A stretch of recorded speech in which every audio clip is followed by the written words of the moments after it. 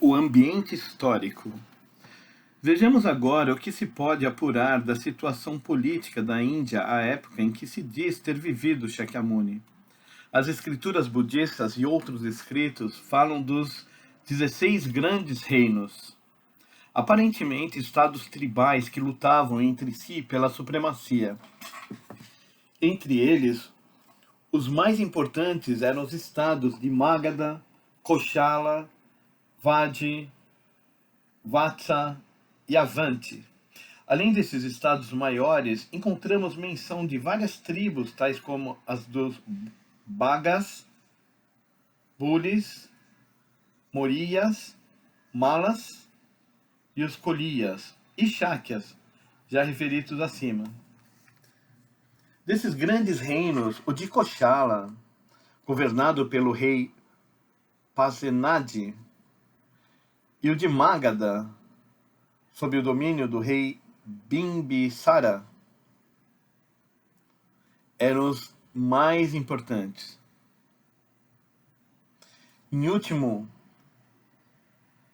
Este último em particular, graças à sabedoria política e fertilidade de recursos do rei Bimbisara, com o passar do tempo acabou por absorver Koshala e Vadi e fundou a dinastia imperial conhecida como Maurya.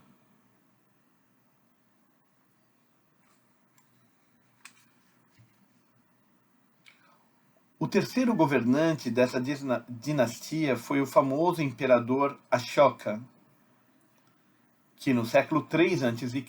conseguiu unir sob seu domínio todo o continente indiano, com exceção de sua ponta meridional. A época em que Shakyamuni pregou, Magadha era ainda um novato entre os postulantes ao poder.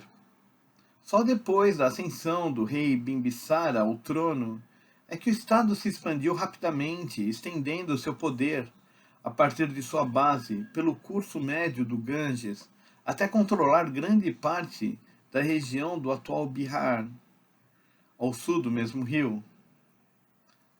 Durante o chamado período dos 16 grandes reinos, parece que os Shakyas ocuparam uma posição relativamente fraca. Sua base em Kapilavastu não era, conforme vimos, um centro de grande importância ou poder. Na verdade, com toda probabilidade, os Shakyas eram politicamente dependentes de Koshala, o poderoso estado ao oeste, que controlava a maior parte da zona oriental do que é hoje Uttar Pradesh. Isso é indicado por um trecho das antigas escrituras que descreve a jornada de Shakyamuni para o sul, ao longo do Ganges, e a entrevista que ele teve com o rei Bimbisara, o soberano de Magadha. Em resposta à pergunta do rei, Shakyamuni respondeu que era membro de uma tribo, que desde tempos antigos tem sido dependente de Koshala. Podemos concluir então que os Shakyas eram os governantes de um pequeno estado semi-autônomo que possuía sua capital em Kapilavastu e que era dependente do reino de Koshala ao oeste. Os estudiosos discordam sobre a estrutura política exata desses pequenos estados tribais. Alguns os consideram como repúblicas aristocráticas governadas por um conselho de anciãos que se reuniam e deliberavam sobre as políticas do Estado. Em apoio a essa opinião, observam que o governante dos Shakyas foi eleito por um grupo de 10 líderes escolhidos entre eles. Outros eruditos, porém, acham que os estados tribais da Índia daquela época evoluíam na direção de um único Estado, poderoso e altamente centralizado. E supõe que, se não foram realmente autocracias, devem ter sido pelo menos oligarquias, governadas por uns poucos escolhidos.